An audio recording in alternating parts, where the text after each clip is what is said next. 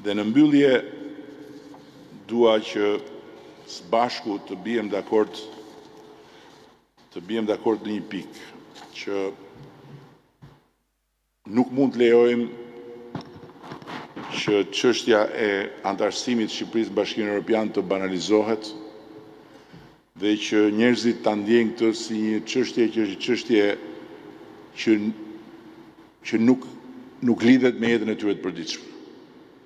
Sepse është tërësisht e pavërtet. Prandaj bërja e prekshme e përfitimeve të këtij procesi është detyrë e përbashkët e të gjithëve ne. Ky është një proces historik për 1001 arsye, por ky është një proces historik dhe për ekonominë e kujdo. Është ekonomia e kujdo që me këtë proces do të rritet dhe veçanërisht është ekonomia atyre që sot janë të reja dhe të rinj. Nëse për ata që janë gjenerata më të vjetra, nuk më vjen fjala e vjetër, po më të rritura në moshë, kjo që thash është relative, për ata që janë gjenerata e re, kjo është absolute. Fal antarësimin në Bashkimin Evropian, Shqipëria e pas 10 vjetëve në antarësimi do jetë Europa e të rejave dhe të rinjve. Por nuk mundet do të ta vëmë në rrezik këtë proces dhe nuk mundet do të lejojmë që një narrativ absurde që ç'na duhet ne kjo, po lëre tani se kjo është propagandë, po lëre se jo, të kanalizoj energji negative ndaj procesit, jo ndaj nesh.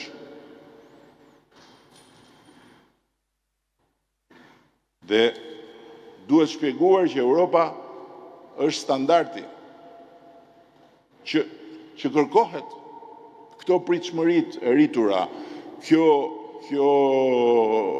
nevoja për të parë jo 5 kilometrat e ndërtuara, po për të fokusuar te 100 metrat që mungojnë, është eksaktësisht çfarë e lidh pasgjithshmërisht Europën dhe Shqipërinë antare të Bashkimit Evropian me këtë nevojë për ato 100 metra.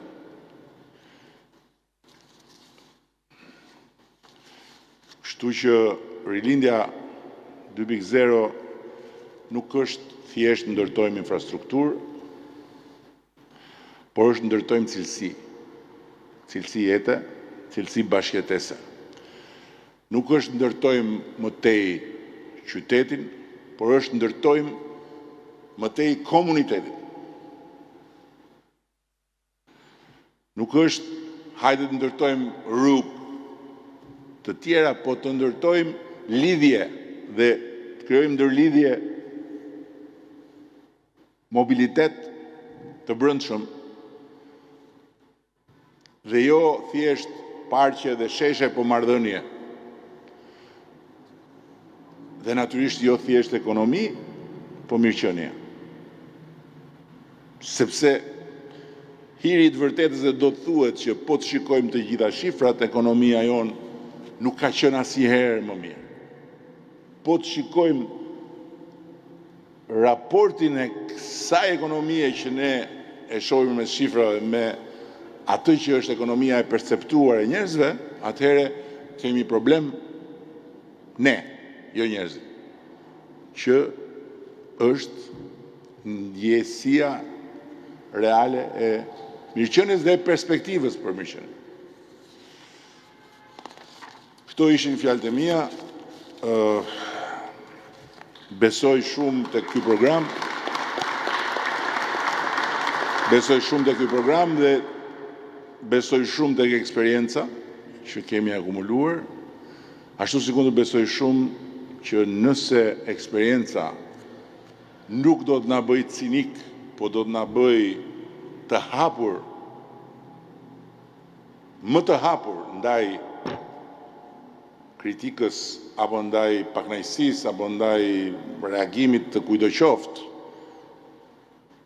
e thënë me fjalë tjera aty ku e nisa nuk do të na bëj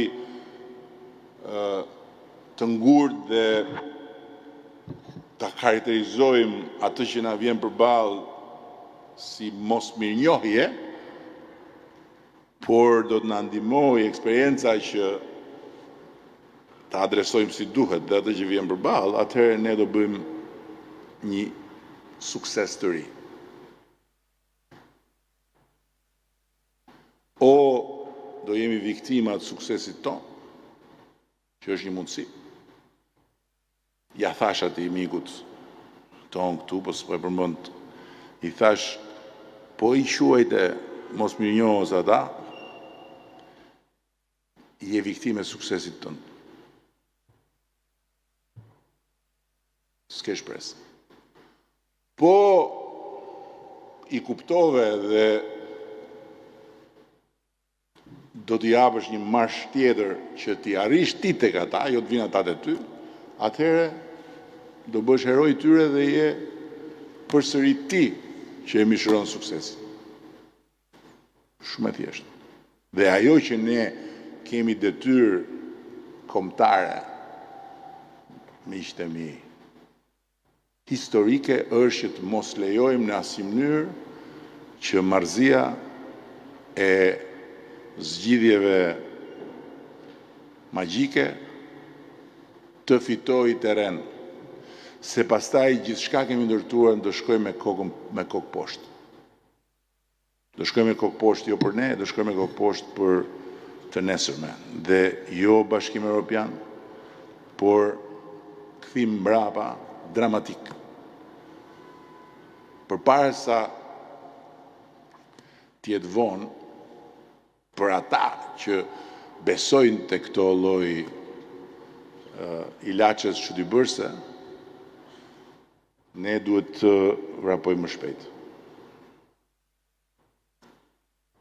Shumë më shpejt. Se po shikoj Evangelin. Evangeli është mjek. Por vjen një moment kur njerëzit besojnë tek mjekët popullor. Pastaj vjen një moment tjetër kur nga mjekët popullor kalojnë ke fallxhorët. Fallxhoret, se kisha ndërmend fakt fallxhorët se këta që ofrojnë recetat në publik janë fallxhorë me ë. Ne s'duhet ta lejojmë këtë. Ne po duhet kuptojmë pse i lind nevoja për fallxhorët njerëzve. Dhe shkaku jemi ne, që ta kemi shumë qartë. Po e kërkuam shkakun te të tjera gjëra, duhet ta lëmë këtë punë, sepse do të thotë që eksperienca na ka bërë cinik. E dim, kemi mësuar shumë gjëra, themi këta e fusin kot. Ta e fusin kot. Fallxhorët ja fusin kot. Njerëzit nuk ja fusin kot.